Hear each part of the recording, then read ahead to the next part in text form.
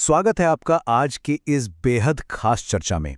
बचपन से ही ना विज्ञान की किताबों में हमने अपने सौर मंडल के सबसे बड़े ग्रह यानी जुपिटर या बृहस्पति के बारे में बहुत कुछ पढ़ा है। लेकिन क्या हो अगर मैं आपसे कहूं कि वो सब आज पूरी तरह बदलने वाला है। जी हां, आज हम एक ऐसे सच का सामना करने वाले हैं जो हमारी पुरानी सारी मान्यताओं को जड़ से हिला देगा।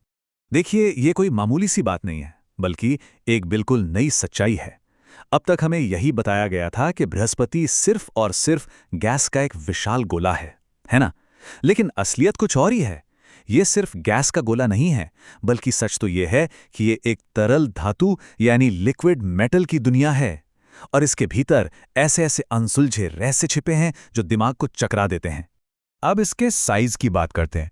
इसका विशाल आकार समझना सच में अकल्पनीय है। अगर हम सौरमंडल के बाकी सारे ग्रहों को एक साथ मिला भी देना, तो भी बृहस्पति उन सबसे भारी है। जरा इमेजिन कीजिए, अगर हमारी पृथ्वी सिर्फ एक छोटे से अंगूर के बराबर होती, तो बृहस्पति एक विशाल बास्केटबॉल जितना बड़ा होता। सोचिए कितना बड़ा अंतर है ये। और इस विशालता को थोड़ा और आसान भाषा में समझें तो 1000। इसका सीधा सा मतलब ये है कि इस अकेले ग्रह के अंदर हमारी 1000 पृथ्वी बड़े आराम से फिट हो सकती हैं। मतलब सच में 1000, ये इतना ज्यादा विशाल है।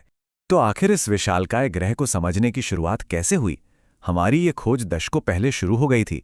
1974 में पायनियर 11 और फिर 1979 में वॉयेजर 1 ने जब इसके पास से उड़ान भरी, तो हमें कुछ बेहतरीन तस्वीरें मिली। लेकिन सच कहूं तो इन तस्वीरों ने जवाब देने के बजाय कई नए सवाल खड़े कर दिए। सबसे बड़ा सवाल तो यही था कि आखिर ये ग्रह बना कैसे? उस समय वैज्ञानिकों के पास मुख्य रूप से दो ही थ्योरीज थीं। पहली, जो दशकों तक हमारी किताबों में छाई रही, कि चट्टान और गैस ने मिलकर एक ठोस कोर यानी एक सॉलिड सेंटर बनाया। और दूसरी थ्योरी ये थी कि ये सीधे गैस के एक बादल से बना है जिसमें कोई ठोस कोर था ही नहीं। लंबे समय तक पहली वाली थ्योरी यानी ठोस कोर वाले सिद्धांत को ही सबसे सही माना गया। लेकिन जैसा कि बाद में पता चला, वो थ्योरी पूरी तरह से गलत थी। चलिए अब कहानी में थोड़ा आगे बढ़ते हैं। 1990 के दशक के मध्य में विज्ञान के इतिहास में एक ऐसा असाधारण मोड़ आया जिसने सब कुछ बदल दिया। ये एक ऐसी घटना थी जो पूरे 6000 सालों में सिर्फ एक बार होती है। हुआ यूं कि जुलाई 1994 के आसपास शूमेकर लेवी 9 नाम का एक जमा हुआ धूमकेतु 2,16,000 किलोमीटर प्रति घंटे की खौफनाक रफ्तार से बृहस्पति से जा टकराया। और इस टक्कर का जो सबसे बड़ा टुकड़ा था ना, उससे जो ऊर्जा निकली वो 30 करोड़ परमाणु बमों के बराबर थी। 30 करोड़। इस भयानक टक्कर ने इस ग्रह के वायुमंडल में सचमुच विशाल काले गड्ढे कर दिए थे। अब सबसे दिलचस्प बात सुनिए। नासा का गैलीलियो स्पेसक्राफ्ट ठीक उसी समय वहां पहुंच रहा था। उसने सीधे उस उड़ते हुए मलबे के बीच से उड़ान भरी और इतिहास में पहली बार बादलों के नीचे की दुनिया को देखा। और आपको पता है वहां क्या मिला? बहुत सारा पानी। इतना पानी जितना किसी ने सपने में भी नहीं सोचा था। और बस इसी एक खोज ने 2011 में शुरू हुए जूनो मिशन की नींव रख दी। अब एक नजर डालते हैं इसके बाहरी आवरण के नीचे। ये विशाल ग्रह हमें बाहर से जैसा दिखता है ना, अंदर से ये उससे बिल्कुल अलग है। आइए इन बिजली से चमकते तूफानी ऊपरी बादलों के नीचे चलते हैं। आपको जानकर हैरानी होगी, ये दिखने वाली परत असल में सिर्फ 50 किलोमीटर पतली है। इसके नीचे एक पूरी अलग दुनिया है। इन बादलों के ठीक नीचे मौसम का एक ऐसा अजीबोगरीब चक्र चल रहा है जो -100 डिग्री सेल्सियस के तापमान पे काम करता है।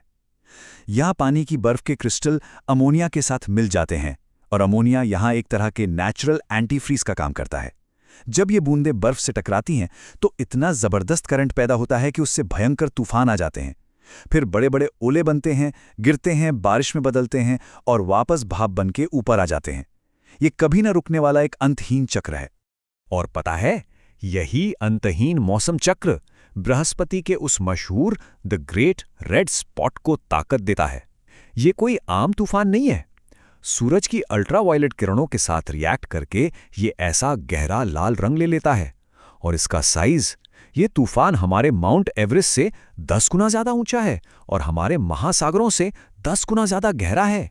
इमेजिन कर सकते हैं आप, ये अमोनिया की परतों में बहुत बहुत गहराई तक जाता है।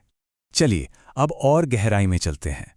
जैसे जैसे हम इन बादलों से करीब 1000 किलोमीटर नीचे जाते हैं, तो वहां गुरुत्वाकर्षण यानी ग्रेविटी का इतना प्रचंड दबाव होता है कि वो वायुमंडलीय गैसों को लिटरली कुचलना शुरू कर देता है। यहां पहुंचकर तो फिजिक्स के नियम भी हमारी आम समझ से बिल्कुल उलट जाते हैं। 1000 किलोमीटर की गहराई पर तापमान 1000 डिग्री सेल्सियस से भी ज्यादा हो जाता है, लेकिन वहां दबाव इतना भयंकर होता है कि वो हाइड्रोजन जैसी गैस को भी तरल यानी लिक्विड में बदल देता है। और सच बताऊं तो यही इस ग्रह की असली सतह है। और ये कोई छोटी मोटी सतह नहीं है, ये एक ऐसा महासागर है जो हमारी पृथ्वी पर मौजूद किसी भी महासागर से लगभग 2000 गुना ज्यादा गहरा है। जी हां, 2000 गुना। असल में ये पूरे सौर मंडल का सबसे विशाल लिक्विड हाइड्रोजन का महासागर है। लेकिन असली जादू तो इस महासागर की गहराइयों में, इसकी तलहटी में होता है। करीब 10,000 डिग्री सेल्सियस के तापमान पर यहाँ एक बिल्कुल अजीब सा पदार्थ बनता है जिसे कहते हैं मेटालिक हाइड्रोजन। यहाँ दबाव इतना ज़्यादा होता है कि इलेक्ट्रॉन अपने ही परमाणुओं से टूटकर अलग हो जाते हैं और बिल्कुल किसी बिजली की तार में बहने वाले करंट की तरह बहने लगते हैं। ये तरल धातु की एक 40,000 किलोमीटर मोटी परत है जो असल में इस पूरे ग्रह का एक बहुत बड़ा हिस्सा बनाती है। अब हम पहुंच चुके हैं इस विशाल ग्रह के बिल्कुल बीचों बीच, इसके केंद्र में। और यहां आकर हमें अपनी उस सबसे पुरानी धारणा को भूलना होगा कि इसके बीच में लोहे और चट्टान की कोई गोल ठोस गेंद होगी। ऐसा बिल्कुल नहीं है। जूनो स्पेसक्राफ्ट के डेटा ने एक ऐसा सच सामने रखा जिसने सबको चौंका दिया। इसका कोर ठोस नहीं बल्कि फजी है, मतलब अस्पष्ट है। यहाँ तरल चट्टान और धातु बिना किसी बाउंड्री के अपने ठीक ऊपर मौजूद मेटालिक हाइड्रोजन के साथ घुल मिल रहे हैं। सब कुछ आपस में मथ रहा है, कोई साफ साफ सीमा है ही नहीं। अब क्या सैटर्न यानी शनि ग्रह की भी यही बनावट है? ये एक ऐसा सवाल है जिसका जवाब हमें अभी तक नहीं मिला है। तो वैज्ञानिक इस अजीब से संरचना को आखिर कैसे समझाते हैं? सबसे बड़ी थ्योरी ये है कि सौर मंडल की शुरुआत में ही एक बहुत बड़ी टक्कर हुई थी। कहा जाता है कि पृथ्वी से 10 गुना ज्यादा भारी एक चट्टानी ग्रह युवा बृहस्पति से आकर टकरा गया था। इस भयंकर विनाशकारी टक्कर ने जुपिटर के असली ठोस दिल को चकनाचूर कर दिया और उसे एक तरल मिश्रण में बदल दिया। शायद इसी भयंकर टक्कर की वजह से ये ग्रह इतना विशाल हो पाया। लेकिन यहीं पर एक बहुत बड़ा विरोधाभास, एक बहुत बड़ी मिस्ट्री खड़ी हो जाती है। कंप्यूटर सिमुलेशन हमें ये तो दिखा देते हैं कि टक्कर से ऐसा फजी कोर बन सकता है, लेकिन फिजिक्स के नियम कहते हैं कि इतने लंबे समय के बाद अब तक तो इसे वापस एक ठोस रूप में बदल जाना चाहिए था। तो फिर ये अभी तक वैसा का वैसा क्यों है? तरल धातु का ये विशाल ग्रह, जिसे हम रात में आसमान में इतनी आसानी से देख सकते हैं, आज भी विज्ञान के लिए एक बहुत बड़ा चमकता हुआ और अनसुलझा रहस्य बना हुआ है। क्या पता भविष्य में कोई नया मिशन इस गुत्थी को हमेशा के लिए सुलझा दे।